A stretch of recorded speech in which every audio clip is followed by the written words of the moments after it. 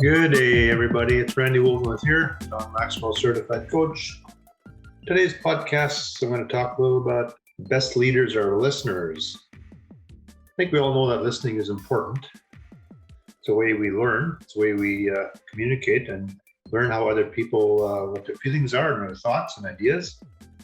It can be, face-to-face or on the phone or a Zoom call or whatever, but listening is a very important part of leadership. And can you be a leader without listening? Yes, you can be a leader without listening or not listening well.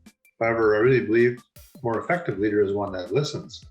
In fact, the 80-20 rule probably holds true as well in this situation where when you're in a meeting, unless you're doing a presentation, you should probably be listening 80% of the time and talking 20% of the time. It's a very good rule to follow. And what are a couple of things that kind of help with this? Well, number one, understanding people precedes leading them. If you understand someone, your employee, a coworker, someone that reports to you, if you understand them, the better you understand them, the better you're able to lead them. You should really take that to heart, is that you need to understand the people that you're leading. It's very important.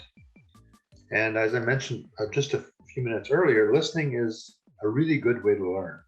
There's no accident that we have one mouth and two ears. If we don't shut up, we're not going to hear anything. If you listen, you're going to learn. And when you learn, a better job at work, at home, wherever you are. The other one I'd like to touch on is listening can keep problems from escalating. And I can speak from experience. I've had situations where, oh boy, this could be a big problem.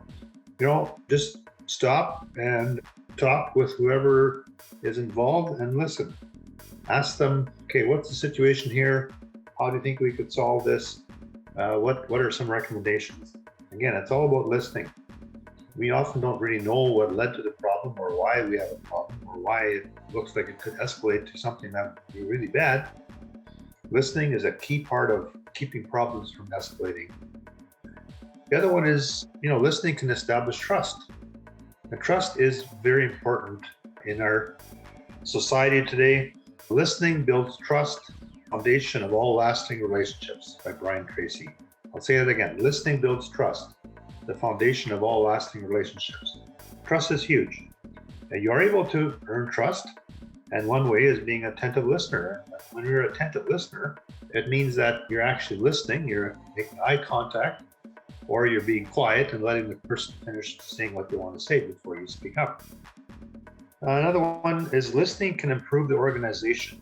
In John Maxwell's book, Leadership Gold, he talks about listening can make the difference between a mediocre company and a great one. That means listening to people up and down the line at every level of the organization, to customers, to workers, and other leaders. You'll learn a lot by listening to everybody involved. It's very, very important. And you can become a better organization by learning, by listening, and that's how you do it. Kind of in closing is just a couple of tips here. Maybe give yourself a listening audit.